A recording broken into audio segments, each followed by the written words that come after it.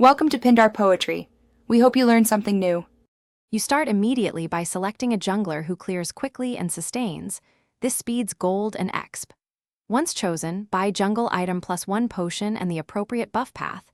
Red first if you want gank pressure, blue if you need mana. Ask mid or bot for a quick leash. It shaves seconds and preserves HP. As you clear, position skill combos to hit multiple camps. This maximizes time efficiency and ensures steady level advantage over laners. You keep momentum by following a repeatable loop. Clear a small camp, then the big camp, secure your buff, and look for an immediate gank or objective. Make sure to ping enemy jungler positions and note buff respawn timers so you can test or avoid fights smartly. Once you hit boots and one core item, rotate to secure turtle or lane pressure. This converts farm into map control. Balance clearing with timely ganks.